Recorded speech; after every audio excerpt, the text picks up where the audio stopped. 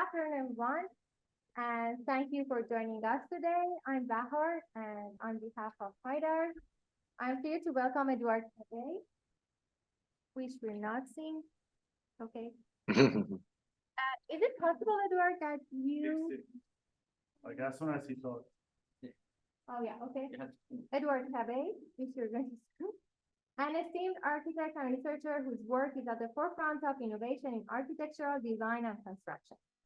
Edouard Cabay is a Belgian-Swiss architect based in Barcelona and a senior faculty member at the Institute for Advanced Architecture of Catalonia.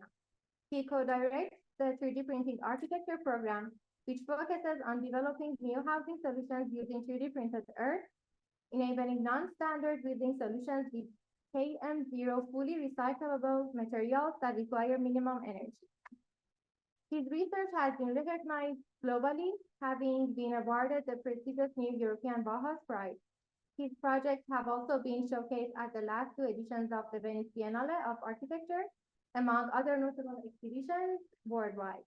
Today, Edouard will be sharing his latest research on 3D printing architecture. His research raises exciting possibilities for sustainable and scalable architecture.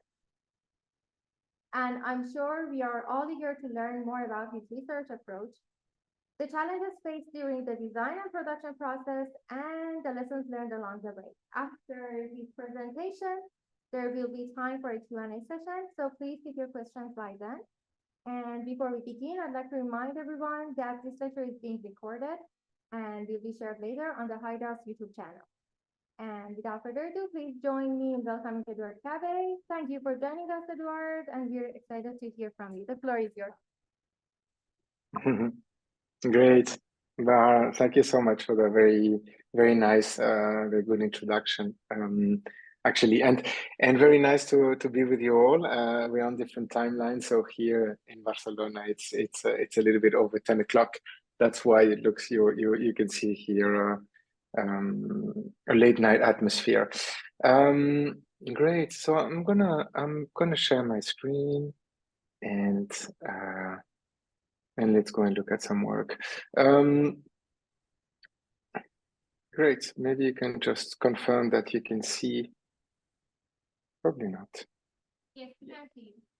Yeah, you can see the screen. Okay, great. So yes, my name's Edouard Cabay.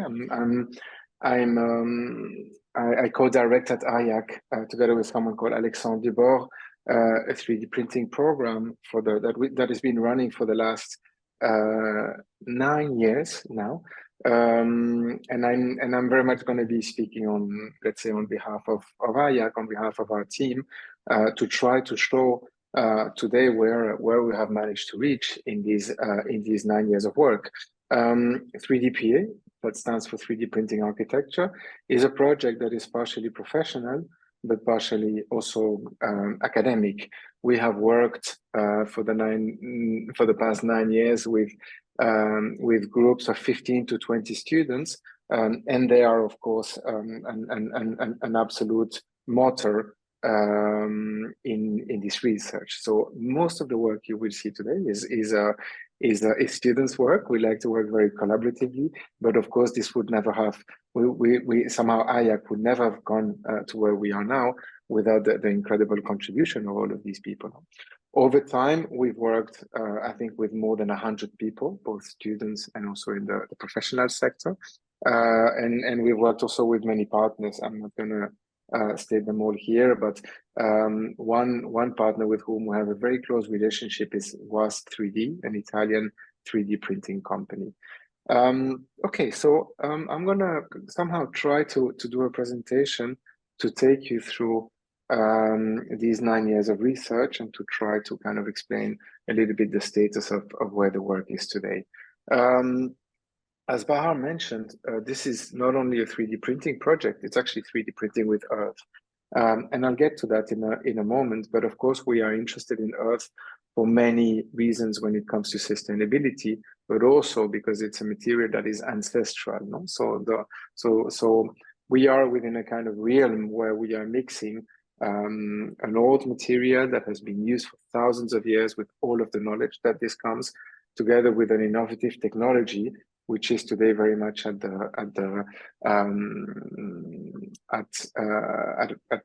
an incredible point of innovation, because it's very, very new, and there are very few buildings that have been designed and built with that.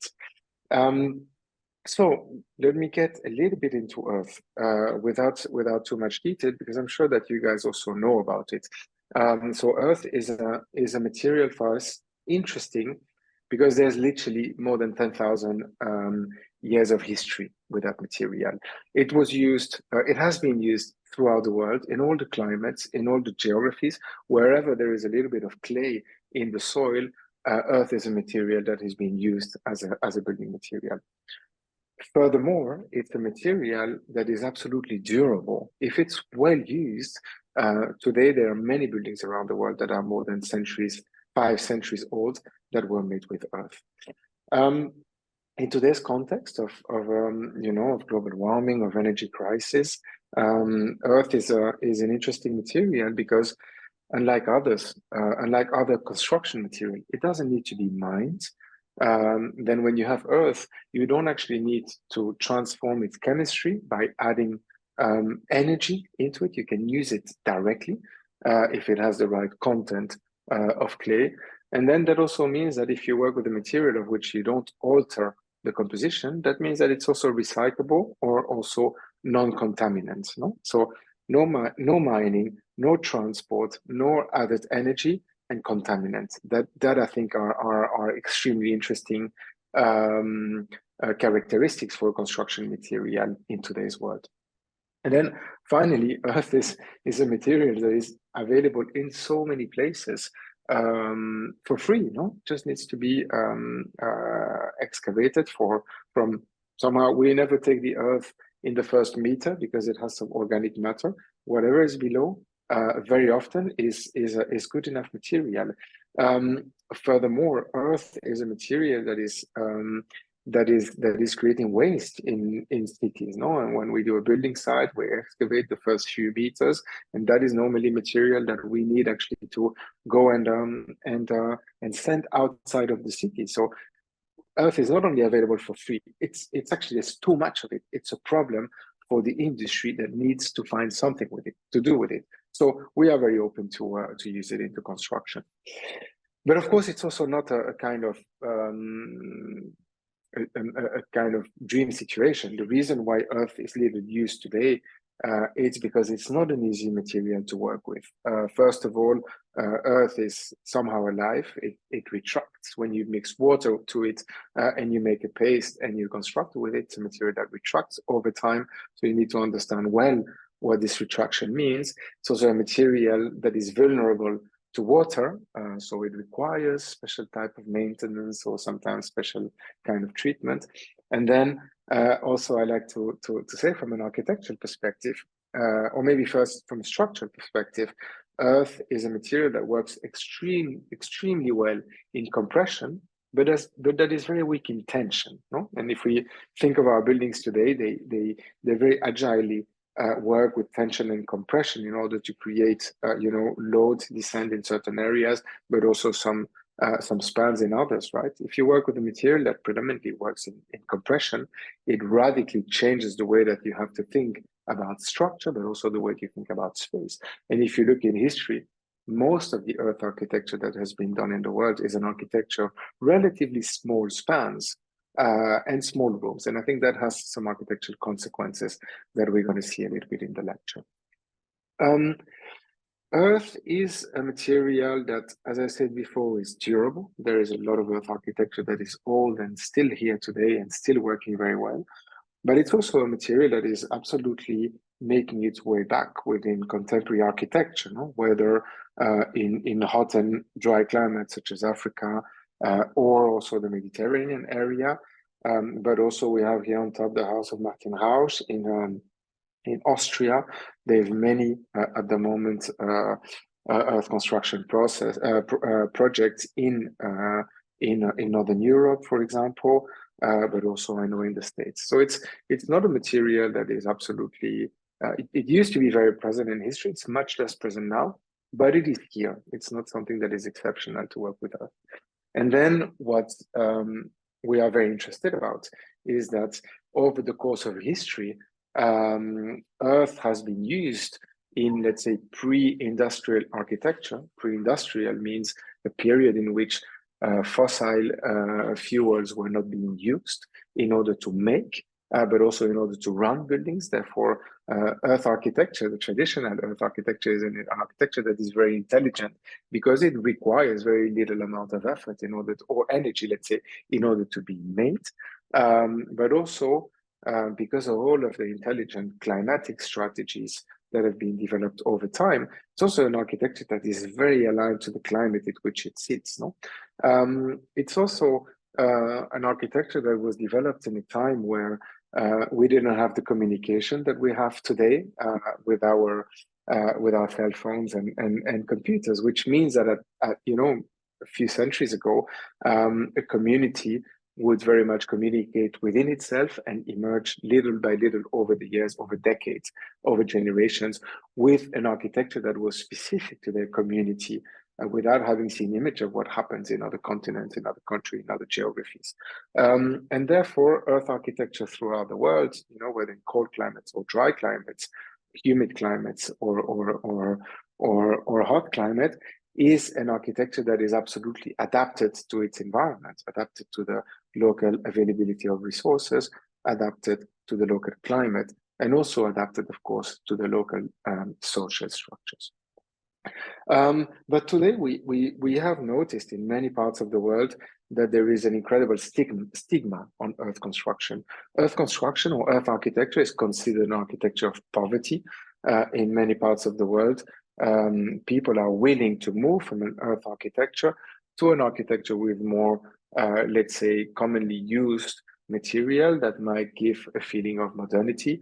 On the right here, you have an image of concrete walls, which is a material that is being used a lot and very often not very well used, which means that it might make quite durable houses, but that work from a climatic point of view absolutely worse, let's say, than many of the traditional earth architecture. So we are saying that in our group, that very often earth architecture from the past is actually sometimes much more valuable than many of the contemporary buildings that we have. So maybe a way to go over that stigma is to work with the new technologies that are available today to see whether we can make building solutions that might be even more intelligent, right? And this is where 3D printing comes in. So 3D printing, I think you guys are very familiar, is a technology that has been around for a long time. It's actually nothing new. So it's a technology that is around. It's around in many disciplines. Designers use it, doctors use it, some chefs even use it. So many industries, many disciplines are using it. And in the field of construction, it has taken a little bit more time, but it is coming, right? And there's many companies now throughout the world that are 3D printing. Now, most of the construction companies working with 3D printing do work with cement-based materials. So they are definitely gaining in terms of efficiency, or therefore in terms of they're developing more sustainable solutions because they're able to use less material. And I think what the construction sector is interested in is a technique that is optimizing construction processes, right? A building technique that uses less material, as I've just mentioned, but also that is faster and also uses probably less physical labor, right? Which is definitely interesting with a sector in this sector where there is a shortage. Now, I think that this is, of course, extremely important to be able to find solutions that are, let's say, more efficient. But we in IAAC, in 3DPA, we are not a construction industry, a construction company. We are a team of architects, and we are interested, let's say, further than the notion of optimization of efficiency, into trying to understand what is the potential from a design point of view to be able to create an architecture or construction systems that are more intelligent than what we have been having until now. So it is 3D printing, of course, is a digital technology. Therefore, it's a technology that you know benefits from very interesting tools, modeling, digital modeling tools, but also tools in order to do analysis that are both digital, but also potentially physical, as you can see here on the screen, right? And 3D printing, which we also really like, often called rapid prototyping, is a tool with which, I think on a pedagogical level, but also in the professional environment, can enable you to test very quickly. No? So this is some of the work that we do with our students on the left, where we ask them when they design to print every single idea that they have. And on the right, also sometimes making the effort to bring these printing tests to a one-to-one scale. So the question to us is a little bit, if 3D printing is, you know, is such a new technology, what is the architecture that can emerge out of it? So what's also clear is that this is a technology that allows the designer to have, I think, a very fresh level of freedom, right? In a time where, you know, where architecture use or construction, let's say, uses a lot of standardized processes. Sometimes design freedom can be a little bit reduced, right? And we believe that this technology, with all of the tools that comes with it, being a digital technology, provides a certain level of freedom that can be very good for the architect and very good actually for building processes. So the lecture that I have prepared and a bit how I see the kind of content of the past 9 years of 3DPA is to try to go through this level of freedom across different scales. If you ask me, too much freedom in a creative process can be something very difficult, even potentially dangerous. It's also, I think, very important to be able to find the right frames in order to negotiate this design freedom. So the lecture is structured in 4 parts. The first one is we're going to see how a designer or how us as designers have been working with this design freedom on the scale of the detail. We afterwards going to look at questions of climate. How can we use this design freedom in order to create climatic solutions? Afterwards, we're going to look at them on a structural level, and eventually we're going to look at it on an architectural or spatial distribution scale. So here is a wall that we printed. I think this is 5 years ago now, and this is the kind of object of our first collaboration with WASP 3D in Italy. And here the exercise was about how to integrate wooden parts, within a 3D printed wall. So what we see here is the kind of deformation of a vertical surface to be able to create cavities, to be able to understand actually the load that you apply onto a wall when you step on a step, when you apply load on a step, and how the geometry therefore needs to be deformed in order to best channel or canalize these forces so that they don't apply a kind of destructive effect on the earth, on the earth that is mainly working in compression. When it comes to, I'm sure I will show more details design later, but I want to skip now. I want to jump now already to the question of the climate, where, you know, again, working in IAAC, where we have, let's say, a lot of fluidity with digital processes. We have been testing, let's say, climatic dispositives or climatic systems, and in this case, as you can see on the left, we are working with the question of self-shading to see how a wall, a little bit like different, actually, natural bodies such as cactus, how by playing with the geometry of a surface, we can actually get the surface to cool itself in understanding very well the path of the sun. So you can see here in the middle a thermal image of how a wall is cool and hot in different areas. So we've created this large prototype a few years back, which is a prototype that, yes, of which the geometry is, let's say, deformed according to understand the very vertical sun path of the summer and the very horizontal sun path of the winter.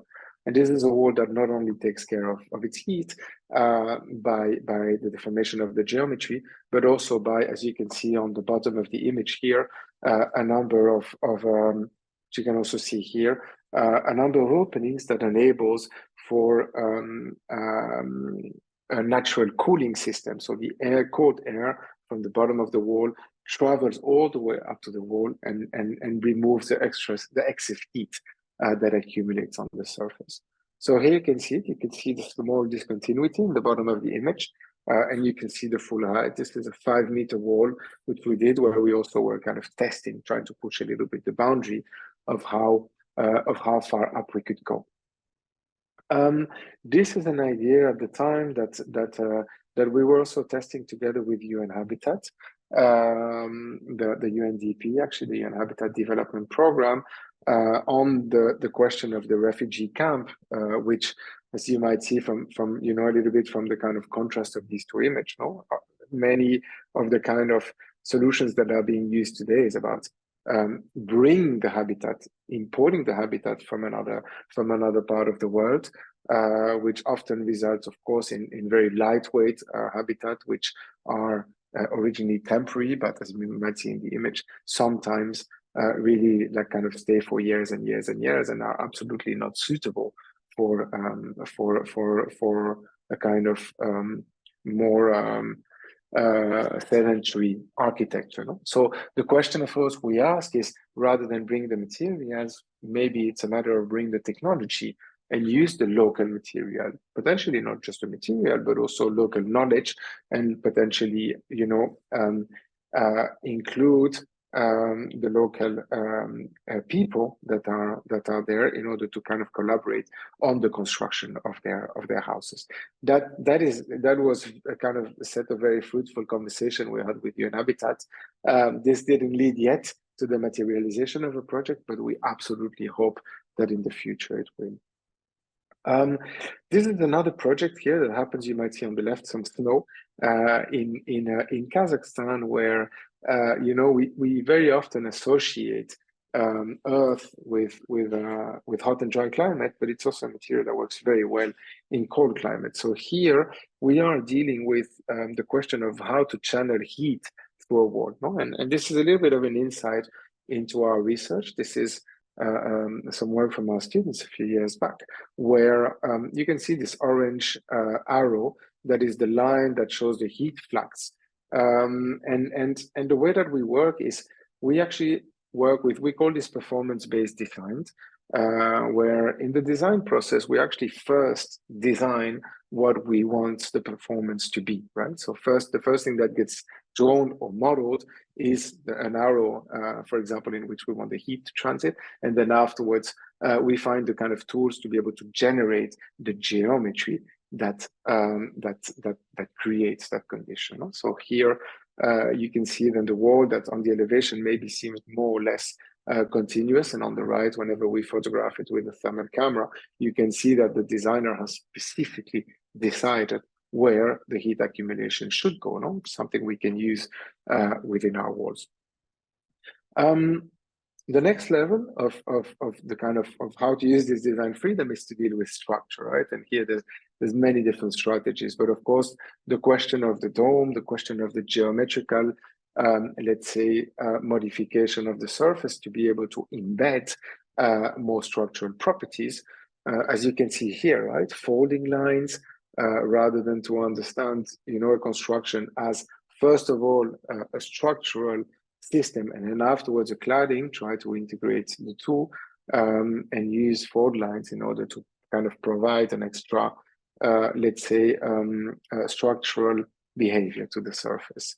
So this is very much how we work. No, this is still, as usual, the work of our students in the program, where there is a speculation that is digital at first, that is also tested with certain digital tools, but then afterwards that is physically tested, right? And the kind of hybridization of the physical and the digital testing is what gives us conclusions that we are actually really able to trust and use in order to develop over time a design process. Here you see a kind of larger assembly of basically a system of domes And I don't have a picture from the outside now, but the outside, it really looks like domes. And I really like this moment during the printing process where we can actually see how, let's say, weird or how complex the printing path is. And what I like about it is I can tell you that here there is absolutely nothing that is spontaneous or free in the design of that line. This line has been designed over the course of 3 months to be the absolute perfect line to be able to get these domes to be constructed, right? And of course, then when we manage to test through some prototype, then we can go back to the drawing board, or rather the grasshopper or the rhino windows, and continue to kind of explore the design potential of what we do. And we go definitely into speculations of what would or what could a 3D printed architecture, in this case where the roofs are made of earth, could be, right? This is another example that we have here, I very much like, is about working with fibers. So in integrating fibers during the printing process, you have to think for a moment that what we do is we take earth and we mix it with water. We're therefore printing with mud, right? And you know what mud is like. Mud is very weak, let's say, in the printing process. So we need to try to find ways to get this earth to be a little bit more rigid at the time of printing. So here's a test where we are 3D printing, mapping the print at the time and seeing whether there are deformation, between the digital model and the physical model. And if we are able to find this deformation, then we can potentially embed fibers in specific locations, right?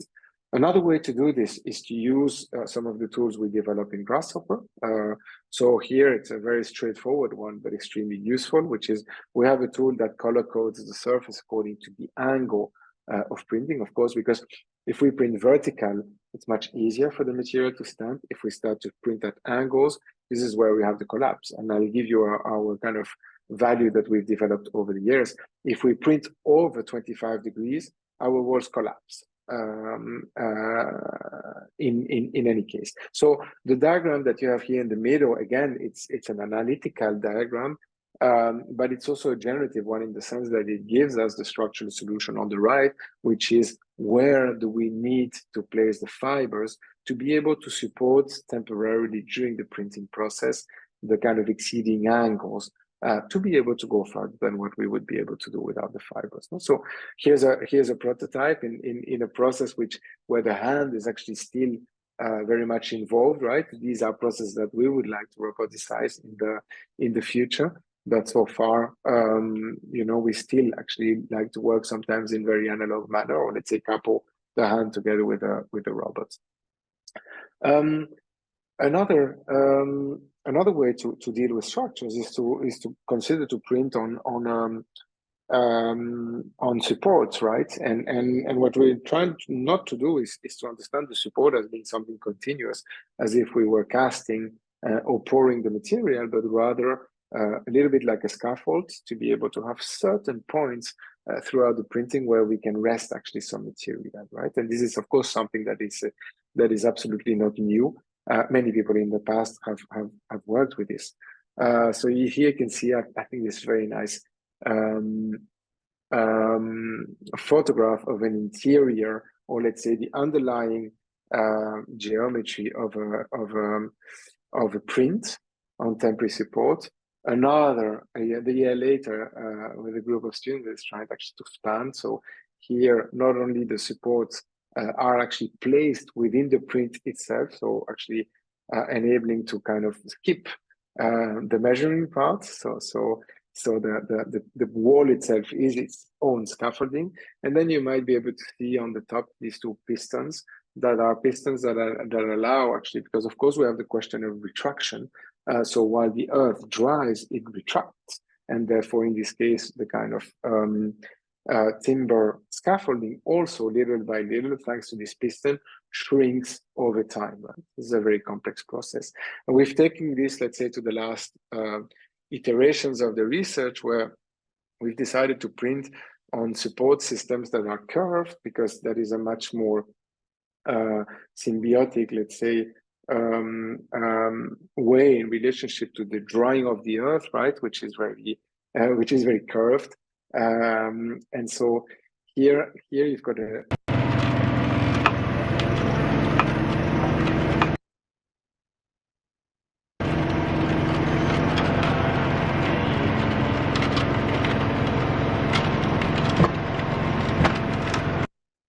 short video of a print that occurs actually on an 8 mm piece of plywood that is bent in place. Now this is something that we were investigating. We've given that a little break because it's actually very, very, very complex. Here you can see the geometry that is actually modeled to be able to have this surface printed on kind of temporary support, no? Temporary support and localized support. It's actually from a modeling or a geometric point of view quite a complex process, but actually we've managed to span a couple of meters as well. Here maybe it's not the best photograph, but at least I can tell you that this was tedious, but I can also tell you that we actually got some very good results from this investigation. Let's say the last scale in which we are trying to take advantage of this design freedom is the scale of the spatial distribution. No? First of all, with a kind of short example of a project in Colombia, in an informal housing area where actually the pockets of land are very often non-orthogonal, and it's a matter maybe of finding an architecture that can insert itself within pockets of space, right? We're here within a hot and humid environment, so we need an architecture that is extremely porous to be able to ventilate, to be able to sweat the heat out and to not accumulate it, which is something that is quite difficult actually to do with earth. We will get to that in a little bit. But first, let's look more into detail into this question of the window. Now, of course, 3D printing invites to think about windows in a different manner than many, let's say, masonry techniques, no? Where very often you need to introduce a lintel, maybe concrete, maybe a large stone, maybe a piece of wood, to be able to create an opening. We are here looking at the gravity, how gravity allows us to create these small openings, right?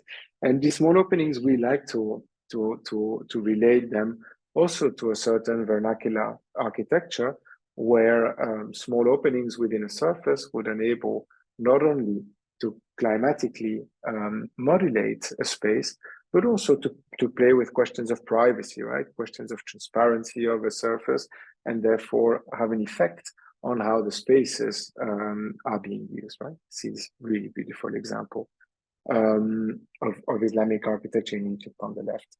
So again, a little bit back to our working method, where we can see how we actually iterate in order to try to find the right structure, the right solutions.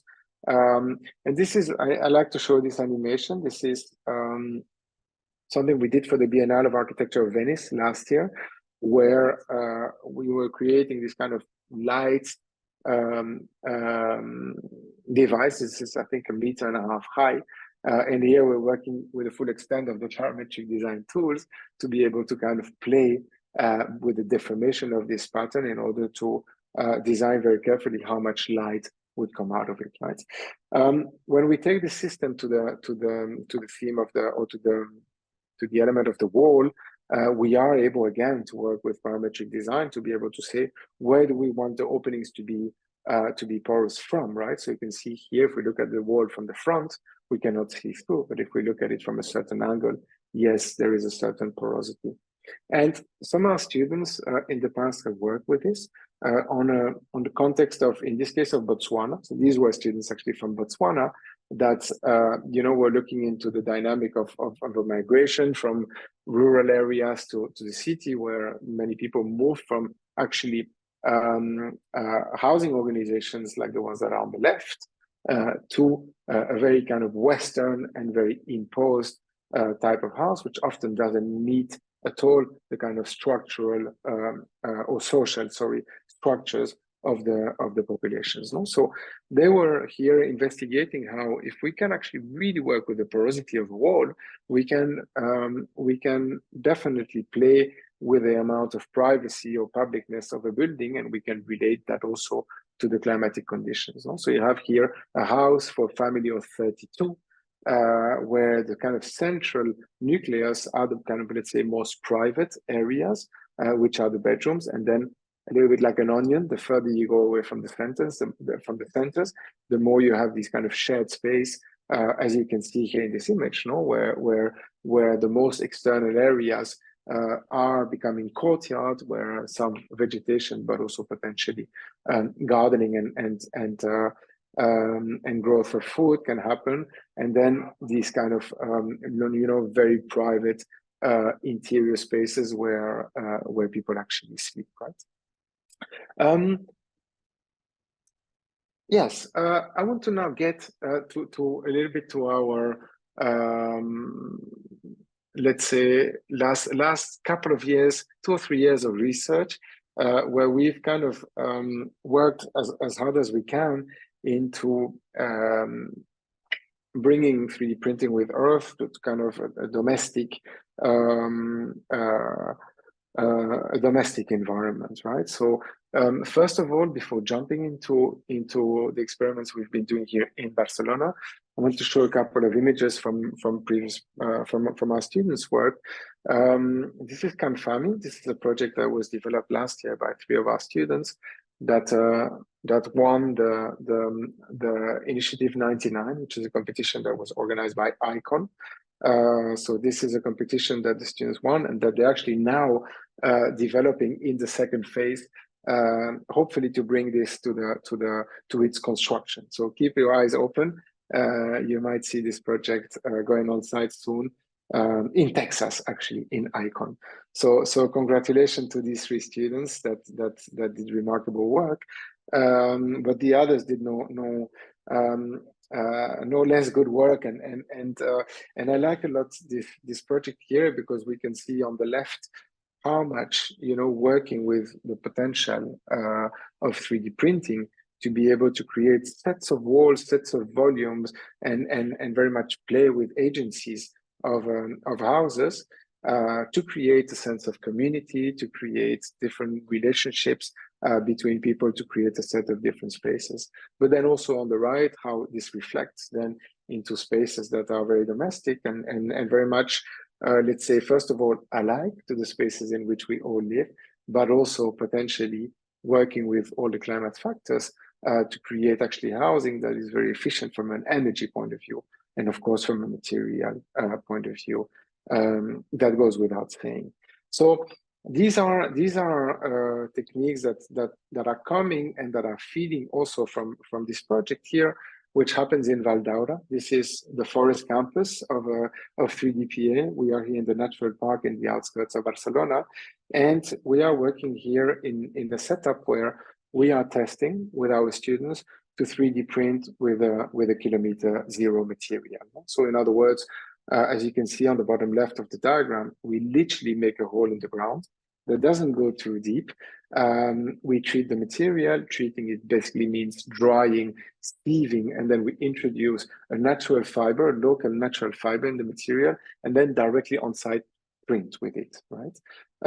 This is a project in which we take many years of experimentation from the past. So you can see here some conclusions that are somehow going back more than 5 years, with a lot of different systems where, for example, we integrate timber, different types of timber structures into the 3D printed walls. And what we print in Val d'Aura, in the forest campus, actually very much brings all of these learnings into it.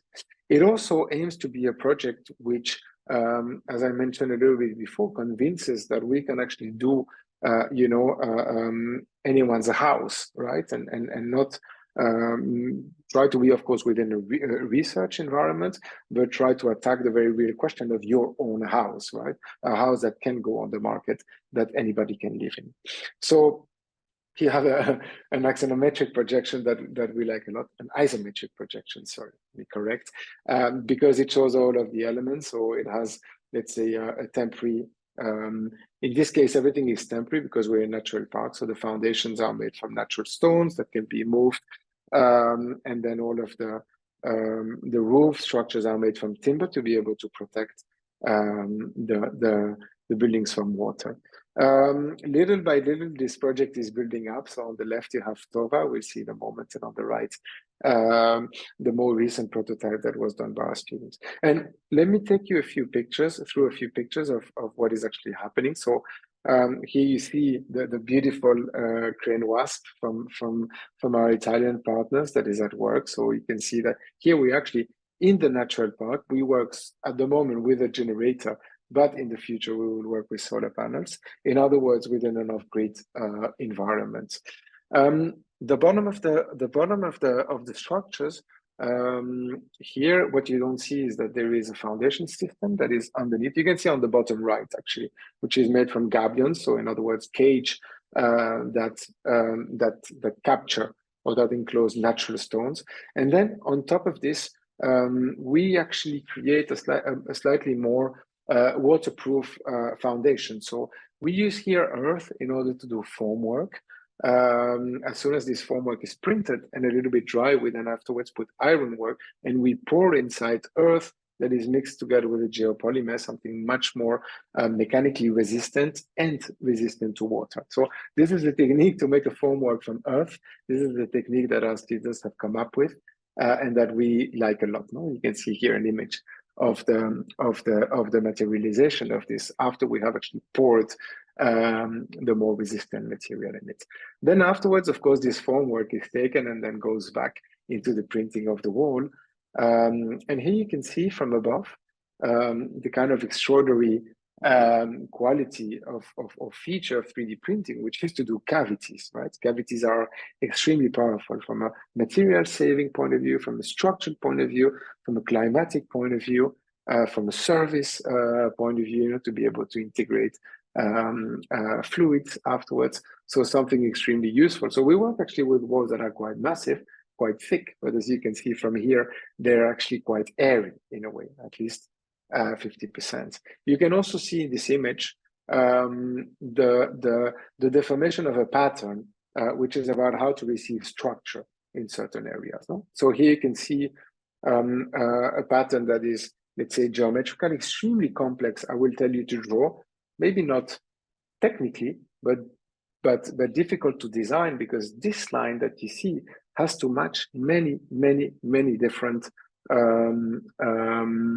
performances, right? This line is deformed according to climate, it's deformed according to printability, is deformed according to structure, is deformed according to spatial necessities. So you can actually see here why it is actually that complex. And of course, this is something that the hand would never be able to construct, right? Or at least it would be a huge effort. This is something absolutely adapted to what a robot can do. Right? After many layers and a few weeks of printing, we then start to introduce the timber structure, which again, here there's huge games of tolerances, of being able to understand how much the earth will contract, how much space do we leave for the timber. You can see that there are some cracks occurring, which is something very typical when you work with earth, so nothing that we actually worry about. But also we were very happy that the structure was very nicely fitting through the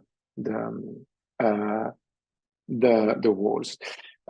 This is an example I like to show. It is an example of something that we have learned from an architecture of the Afir houses in Saudi Arabia, which is a house a construction technique in which earth walls are protruded with rays of stones, so as a kind of anti-erosion system, right? So here, what our students do is every 15 layers, there is one layer that protrudes out more, that afterwards is finished with a natural plaster. So if it rains heavily on this facade, well, actually there is no water runoff. The water is kicked out by these thicker layers. Integration of kind of, let's say, custom design, custom made climatic dispositives, such as this ventilation system here. And then these images that I like a lot, where we've actually come to the inside of the house and decided to there apply different types of finishes. So we worked with a natural plaster, and it's very nice, I think, at least for us to see the hand, because we don't believe that everything is about robots, and we believe it's about using the right tool in the right place. And we really like the fact that the hand still actually has a role to play in a process like this. So we are actually combining, in this sense, new technology with also more, let's say, traditional methods, right? And here you can see a craftsman that is applying this layer of plaster on the 3D printing in order to kind of create this final window details that this is one of my favorite images, I think, of the presentation, where you can see on the inside something very domestic, and then on the outside the kind of more rustic, or the more brute, let's say, resolution of the 3D printed layers that are unfinished, right? I find here we are starting to get into a very domestic reality. These videos, I'm gonna skip them. Located at our mountainside campus, the Valdara. I'm going to skip them because they are on the internet, and they are, and I've gone through very much all of the material of it. So if you guys go on the internet and type TOVA and 3DPA, you will immediately land on it. And they are videos done by our students. They are extremely good because they are extremely precise. So please go and have a look at them. You will, in 3 minutes, learn an awful lot. But I will continue so that we can have a bit of a conversation and some questions. To finish off, a few more slides. You have on the left here TOVA, which was done 2.5 years ago, which is a kind of room that is climatically closed. So there's a door, there's a window, there's a key, there's insulation, there's electricity. So it's kind of very much a small version of a building. And on the right, the kind of more recent prototype, where there we've worked with trying to make walls as thin as possible to be able to get themselves to stand, and also to support a big roof structure. No? And I like a lot the prototype on the right. I think we have a closer view here, and also so here IAAC introduces video, its latest venture, Teishi. Another video that I will invite you to go and have a look on the internet. So the prototype is called Teishi, and this is the video that our students did last year, which again is a very, very, very nice document at the end that was made at the end of the program.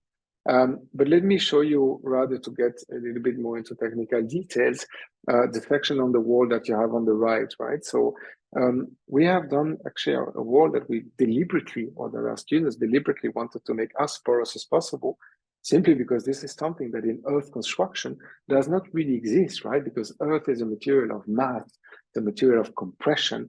There's also a material that needs to be compressed into blocks, into rammed earth walls, etc. So we wanted to really demonstrate that by using this robotic technology, we would be able to do designs that previously were not possible, right? And we are very proud of the students because they have actually achieved that.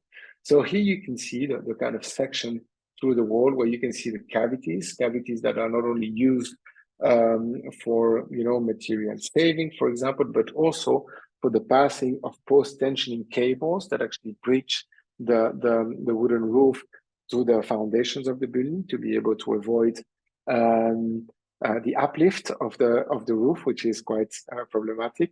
At least that's what our engineers calculate. And then here you can see a couple of last images of these prototypes, which little by little are starting to kind of domesticate this small part of the valley with buildings that are absolutely made with let's say with sustainable materials, right? So an architecture that little by little grows in its context, but doesn't, let's say, affect negatively this context. And this image I like a lot because, after we've printed TOVA, we went back, of course we go back quite often, but this is a couple of months afterwards. And all of this vegetation that is between the camera and the building, all of these kind of high grasses that you see, they actually came from the hole in which we excavated the material. Right? And in the context of today, where we understand that, or there is concerns that today when we make a building, in order to make a building somewhere, we need to make a hole somewhere else, right? We need to excavate somewhere else. And very often this hole has negative consequence on the community that lives there, on the environment that lives there. And I like this kind of poetic note here on this image that actually the hole that we made here, without us anticipating it, created an explosion of vegetation, right? So the excavation that was done in order to make this project created a very positive impact, which is the birth of all of this vegetation. So here we are. No, we are testing, of course, on the scale of what we can do with our equipment, with our students. But of course, we are dreaming of. I think I have another slide. We are dreaming here with our students of what are the benefits of such an architecture on people, right? On communities, on groups of people. We try to imagine how working with this architecture, working with this technology will enable an architecture that will enable us to live differently, much more in accordance with our environment, but also potentially much more in accordance with each other, right?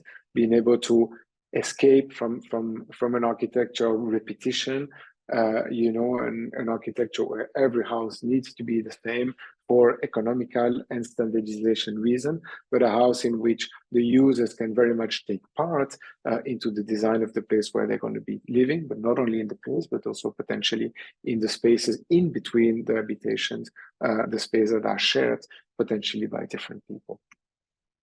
And to finish, I like to show this slide to my students in the beginning of the program to try to get them to think about how much technical or material innovations have always fueled great innovation within the field of architecture, right? And the field of how we live. And each of these images here somehow shows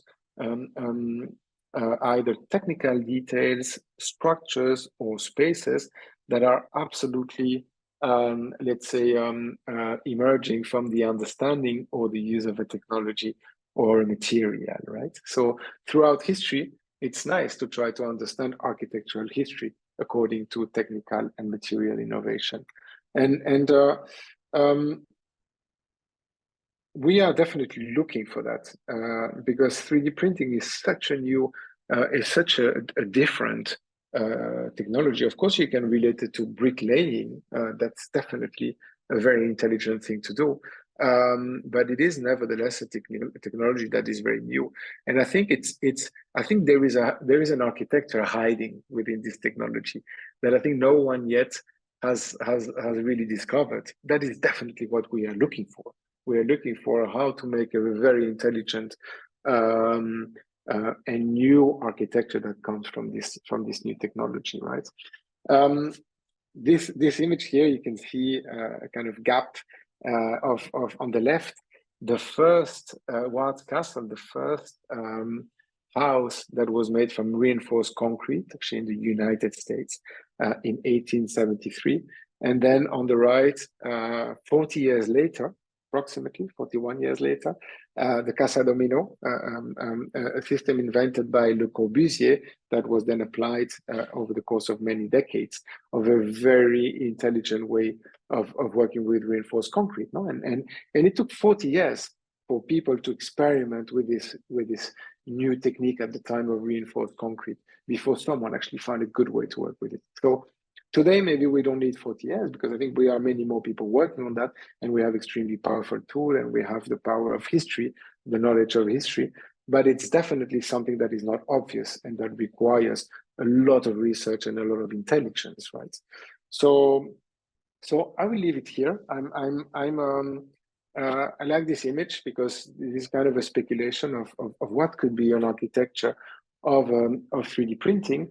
And I'm very grateful to have been given a little bit of time tonight to be able to show our research, because I think that that that there is really a need for looking into this this technology and into this material, because I think we are nowhere near yet finding the very convincing solutions. So we need help, and we hope that many people want to you know, to collaborate in this research. We are absolutely not trying to protect the work. We are trying to share it as much as possible, and we believe the more people do this in the world, and the more they share their solutions, the more they share their learnings, the quicker we will go towards an Earth 3D printed architecture that is respectful of its environment and that allows architectural design to create something very interesting for the people that live inside of it.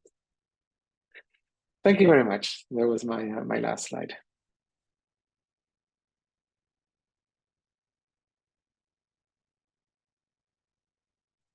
I was probably a bit long.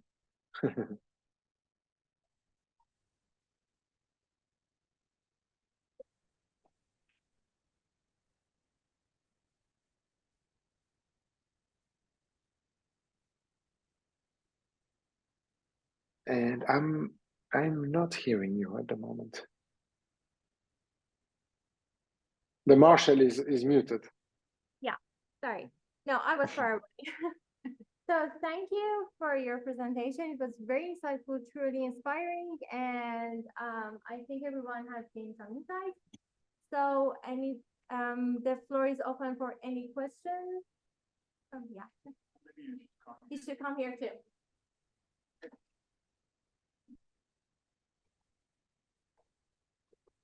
Hello. My question is, how were you able to do porosity walls continuously without having to stop, like doing a single toolpath? I didn't get the question. Can you ask again?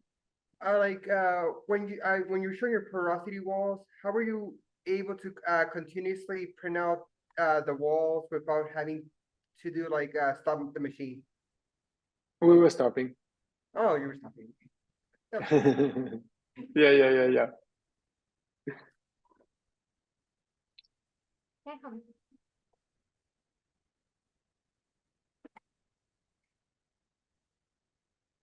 Hello.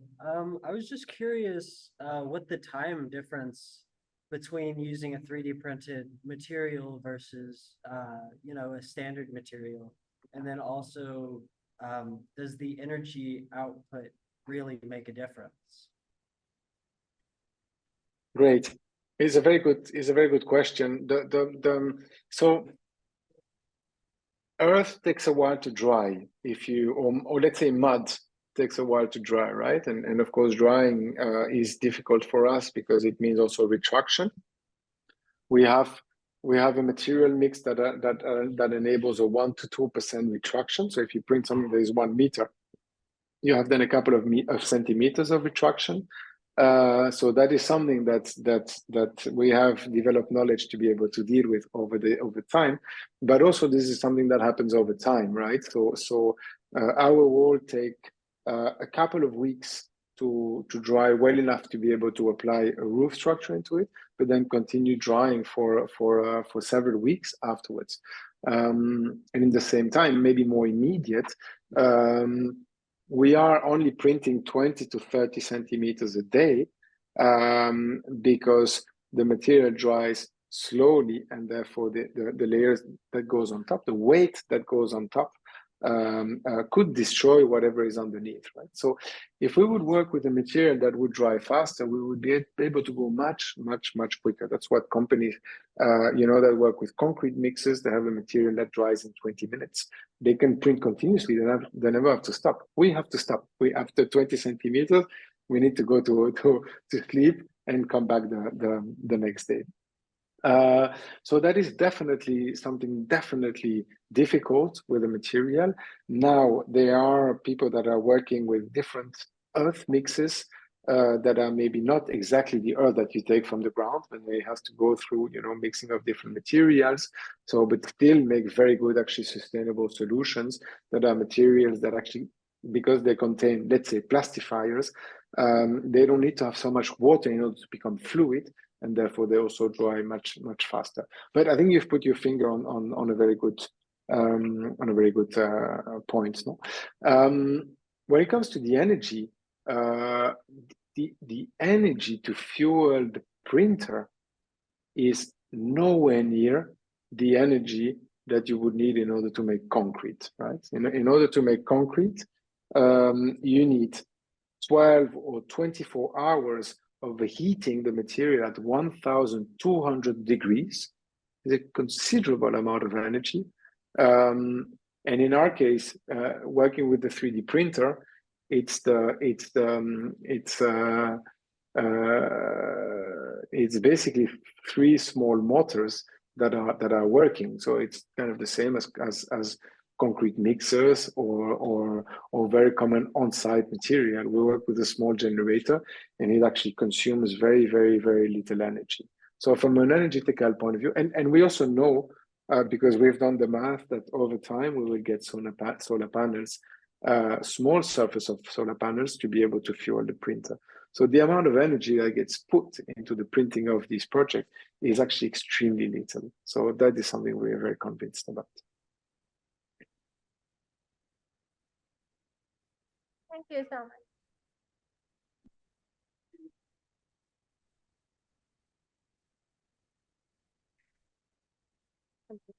I just had a quick question. So in the pictures that you showed of the 3D printing process, I noticed that there's small cracks that tend to form in the material as it's drying. How does this impact the thermal regulation, but also the structural components of this? Great. Yeah, that's also a very good question. So, you know, when we started, we were not earth experts, no, we were more technology experts. And I'm talking about 7 or 8 years ago. And then when there were cracks appearing, we were very discouraged and sad and wondering what to do, until one day an earth expert came and said, yeah, and he just looked at the wall and said, yeah, of course there's cracks, like in any earth construction, right? So any earth building actually has cracks. So that is something that is normal. It's nothing to worry about. Well, it's not true there is nothing to worry about, but at least it is normal. Now, of course, a crack can be a problem. It can be a problem, or it cannot be a problem. It all depends on where it is, actually. So the whole game in our design process is to be able to understand how the material retracts, to be able to design the geometries so that the cracks occur in an area where it doesn't have consequences on the structure or on the climatic properties, no, as you say, as you rightfully say. So that's the game. It's to actually be able to design where these cracks are going to occur. And then what we do is simply, whenever the wall is dry, you know, we go there with material, we use a spray, and we make the earth inside the crack a little bit moist, and then we fill up material, and we just render and finish. So we go basically and fill up these cracks, and that takes care of the climatic leakages that might be in certain areas, and we know that these cracks are not occurring in structurally problematic areas. So I think it's a big message, is to say actually cracks are something that you need to work with, not be afraid of, but work with, and they're very common in the construction with this material. They have been for many millennia.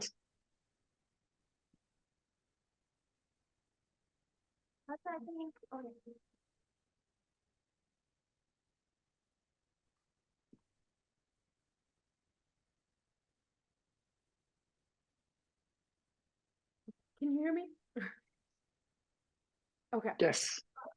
My question is also about structural integrity. I was going to ask about the infilling of the walls. So does infilling the walls change the structural integrity of the porous or thinner elements outside of it? Yeah, good. That's a great question. The reference for us here, it's cardboard. You know, when I don't mean the plain cardboard, but I mean the cardboard that is that has the gaps inside, right? When you cut it with your knife and you look at the section, you can see that there's more air than there is actually material, right? The material that makes the cardboard is extremely thin, and then at the end you can have a box that is of which the surface is 15 millimeter thick. Sorry, you're in the States. Let's say half an inch.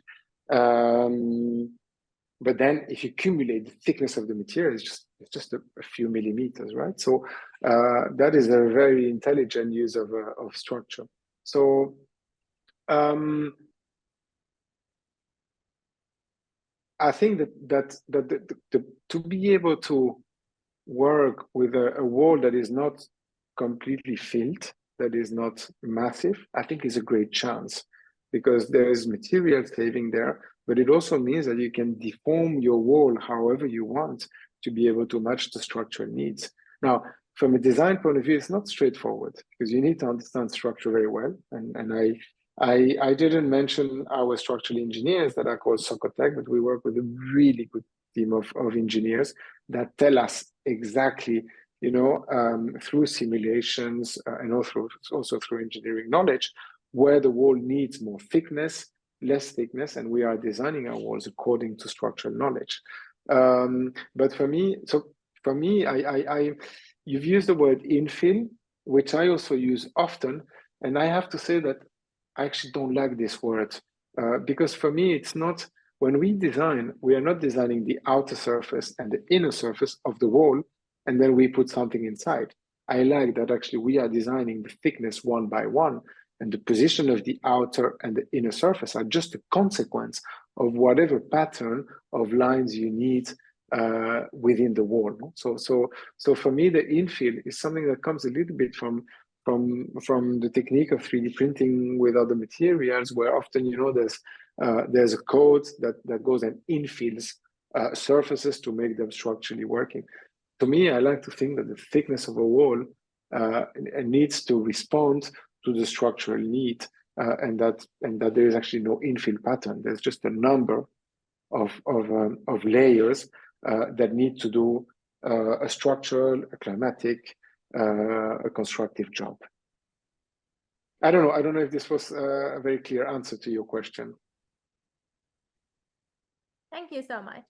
So we have to wrap it up, but I'm going to copy these questions.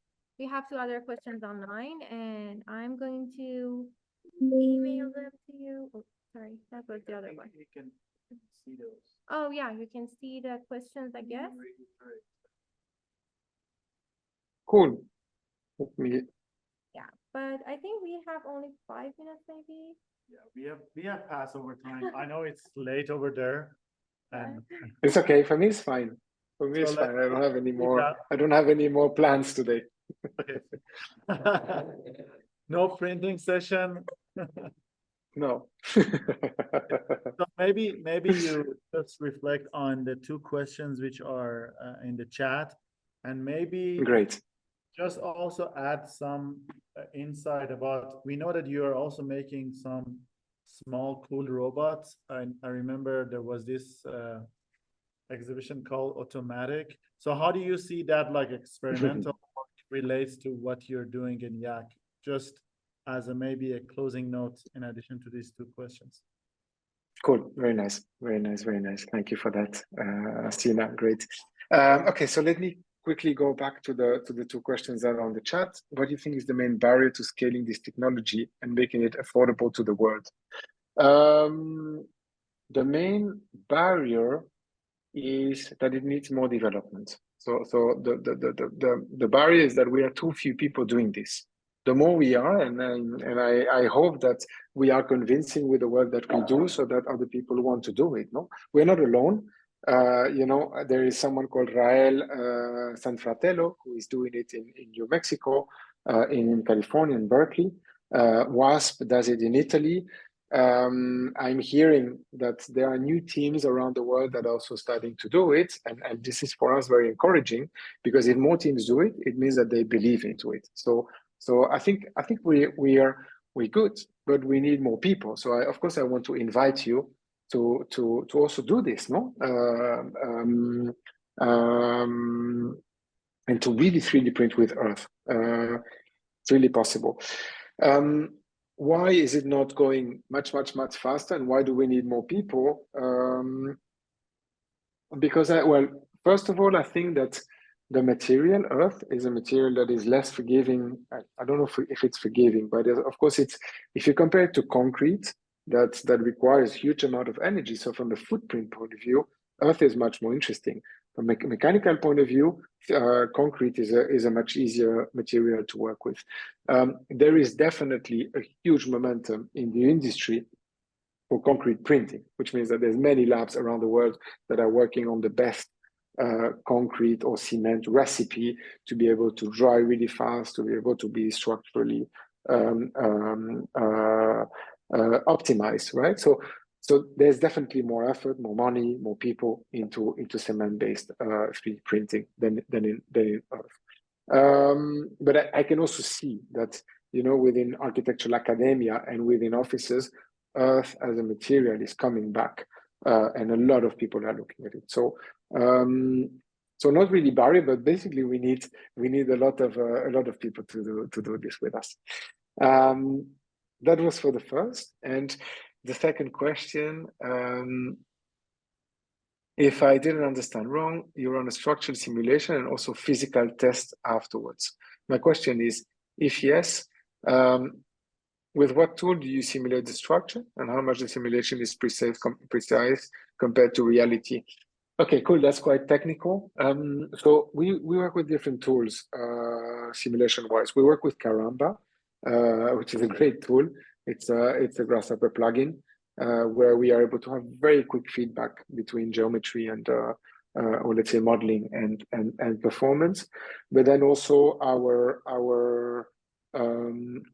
our engineers also work with their own tools, which there's a range of them. So I'm not going to name them.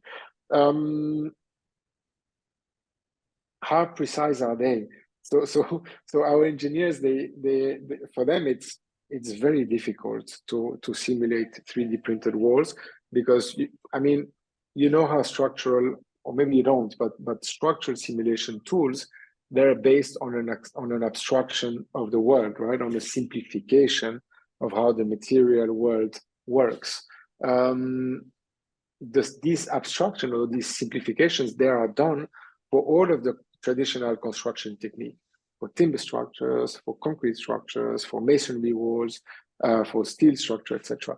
For 3D printing, which is so specific, so particular, so different, there is not really a ready-made tool, because it's all about the layers. It's about the kind of delayering that can happen between the layers. So there are no yet good tools to simulate for 3D printing. So that is a beautiful opportunity, because it has to be invented, right? So if some of your engineers want to get into that, I think this is something that is absolutely lacking, and we really need to do it. So what we need to do is to work with the tools that are available and try to make an abstraction and try to get results. But there's a lot of judgment. There is not a tool that just does the job, right? It's about finding the right way to be able to use the tool, to interpret the results, and to feed back the results back into the process. That's why we need to do also physical testing, because we are not trusting 100% the digital simulation. That's why this process of working the computer and then working physically is very useful. And also, I mean, at the end, like I really invite you to 3D print with earth, because the material, we talk about wet state, right? When we print, the material is wet, and for another 12 hours, it's still so wet that you can put your finger through it, right? It's not like after a few minutes it solidifies. That happens with certain cement-based materials, but with earth, it's absolutely wet. So that is also, from the structural point of view, it means that you need actually to ensure the structural properties for the wet state, and then the structural properties for the dry state. No? So you have to do two things at the same time as well. When afterwards you start to load it with a roof, with a slab, with a window, with whatever else. So it's the structural question is quite complex, I have to say, and it definitely, there's a huge ground here for many people to to find solutions. So another invitation for getting into that, because I think there's a huge need, and I think it's really fun actually in a way to get into that. And then maybe back to your question, Sina, of the automatic exhibition, which is an exhibition that I organized with the work of the students of IAAC some years ago, with a lot of installation into, we basically were making machines that were making drawings. And we were trying to kind of work with machines to be able to get machines to do things that we didn't anticipate or that we don't know. In other words, try to get machines to do maybe not mistakes, but at least not to try to work with a machine to get it to do what you want it to do, but to get a machine to bring something new, something different.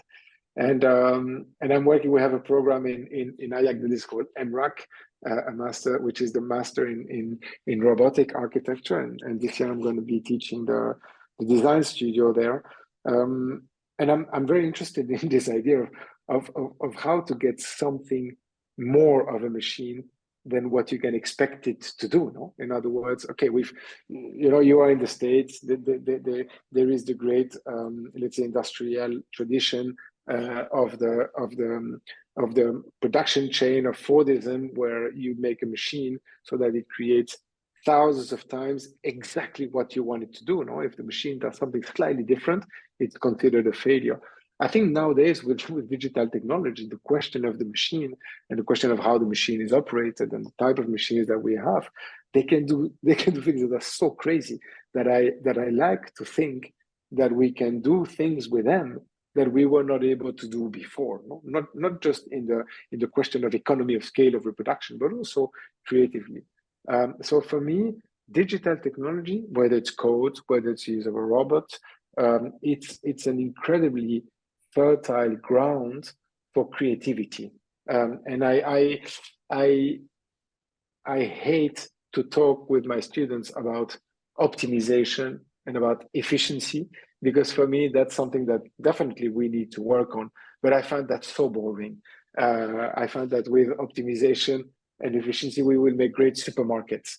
But I like to think that, all of these tools that we have access to today that our previous generation didn't have access to, there are tools in order to invent, in order to make things that nobody has done before. And I think there's so much hiding inside of them. And I don't believe that they do it alone. I don't believe in a world where technology takes over. I believe we have, as designers, as computer scientists, as coders, as roboticists, we have an absolute responsibility, and we have an absolute central role in the functioning of the machine. I think they might be able to work alone, but I think they're just really powerful with us, and I think we are really powerful with them. So for me, I find it always very exciting to work with new technologies, because we can go further than people before. But I think, of course, it's related to the fact that when you work with tools, you have to have a certain level of control over them, right? Not a full control. I think if it's full control, in my opinion, it becomes boring. I think it's good to kind of get the machine, to teach you things. But of course, we cannot lose the control. No? It's very easy to use an algorithm and to get it to generate or to trigger it to have an emergence of whatever, and then you are absolutely not in charge anymore. You've kind of lost the grip on it. I think if we stay in control of the process, we can make very exciting things, and then it's really fun actually to work with technology. So yeah, I hope that this answers more or less your question, Sina. Yeah, great. I think this reminds me of the book Out of Control. If you have came across it, maybe I invite you also to have a look on the abstract of the book Out of Control by Kevin Kelly, which is about actually this notion of autonomy and like to which extent we have control. Freedom. Nice. Taking over. Thank you so much. Let's give maybe another one.